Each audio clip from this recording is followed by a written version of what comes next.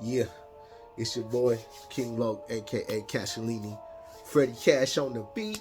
For those who don't understand and don't know, it is what it is.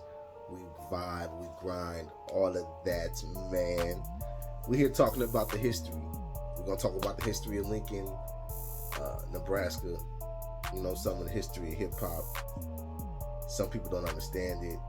We got artists out here right now that don't really know the history of what's going on in the little town that they represent. Yeah. So yeah, the history, man. You got Black D, Sean D, K Dog, Crazy K, Kanji, whatever you want to call them. You know, because so you know what that is. And you had others, you know, the black shirts. You know, these are the people like that were before us. You know, like when we were young in hip hop, like when I was just little one low. You know, when running around with see no before he would see no shit. you know the history, man. Like what made us want to get up and get out there and write some rhymes, get in the booth, and actually do great music, be competitive, because it was super competitive back then too. But you had to be, because the OGs that were holding it down already, they had it. You know, the support was different in the town back then, so they had it. Like they had the bars, they had the little record stores that was around, the little mom and pop shops. They had them things, man. Like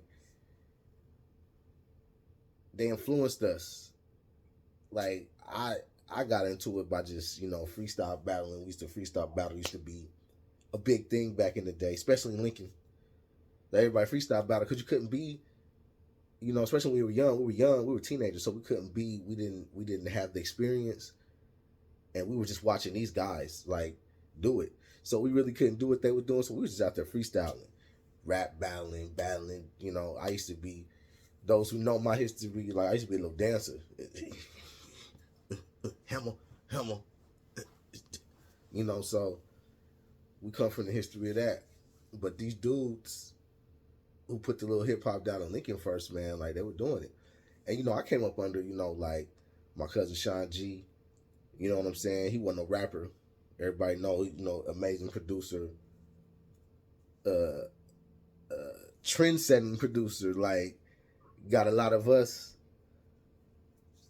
You know, he created sound, he created vibe, he created part of the culture himself. Like Sean G's a very, very, very important part. You can't never forget that. And I also came up under, OG, Otto Green, you know what I'm saying? Like game changer period. Brothers from the East Coast came here,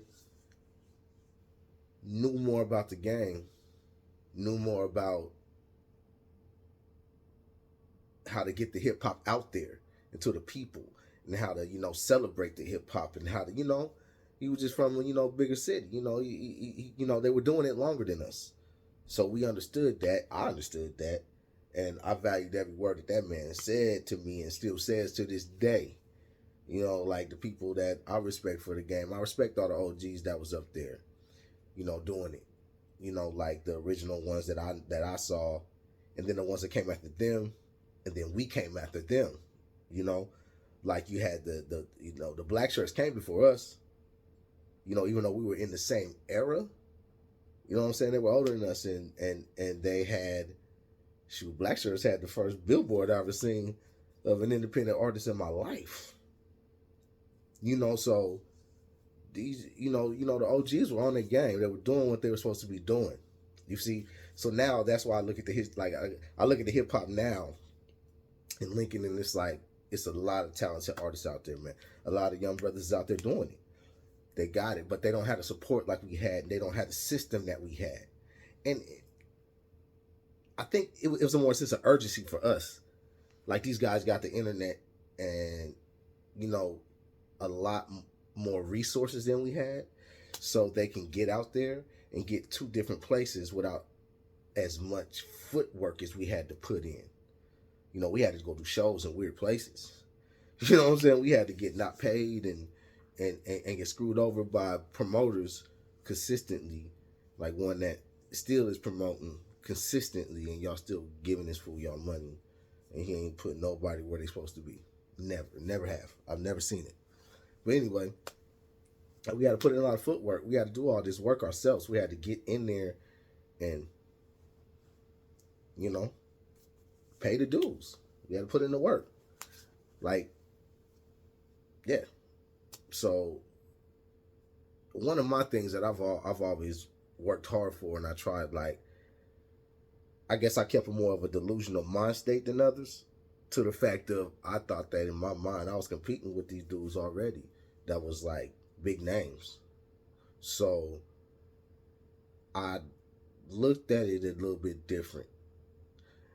I think that if some people would have looked at it or listened to me or maybe would have followed my cloth in this scenario, I think that the music will still be handled different in Lincoln, Nebraska. Because I just think too many artists were just going with the basement mode. You know, like, let's just do a whole bunch of wild songs. Let's just do a whole bunch of songs, mixtapes, just do whatever. Just do a whole bunch of these songs and just put them out. Like, we don't even own the rights to the beats. They just putting them out, put content. Like, yeah, I'm sure get the content, but you need to make hit songs. Now, we made hit songs. Like, the guys before us made hit songs. Like a song that you can identify the artist with. And, oh, yeah, that's such and such, man. I know that.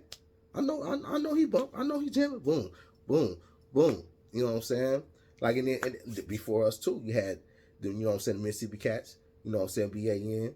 You know what I'm saying? Like, and then you had, around the same time, we were starting, you know what I'm saying, Stay Tight, and it was doing their thing, too. You know what I'm saying? So it was collective of people, man. Shoot, we had, you know what I'm saying, you know what I'm saying, the homie and them, don't forget, we forgot about, you know what I'm saying, Detroit cats that came, you know what I'm saying, they supposed to do their music too. You know what I'm saying? They still got family here. Like, we was, you know, Lincoln is a hub. And you gotta understand too, it was a lot of other stuff going on in that area too. So it'd be a lot of people coming to Lincoln for the Melting Pot thing. And then you had, you know, artists that would come, and these artists would develop, and these artists would be from other places, and they would come here and they would still do their thing. They would come with whoever was coming to do whatever business they had to do, and the artists were still here though. So these artists would come with these people and stay here and get involved with the area. And I think that would help grow some of the music and the competition too, because you got, you know, people from the South, people from Chicago, people from the West Coast, East Coast, probably even some Canadians. You know what I mean? Drop them up in the pot. And so then it made it a little bit more competitive, the collective of what we was doing in the competition, you know? But we had to, you know, like, we had to support though. Like, I was a teenager, you know, I was in high school getting little money from record stores, you know, like homers, like we, my crew, we admired the Bay Area's hustle. E40 is one of my favorite rappers of all times. You know what I'm saying? So we respected the Bay. Brother Lynch, one of my favorite rappers of all times. So we respected the California and Northern California Bay Area grind. You know?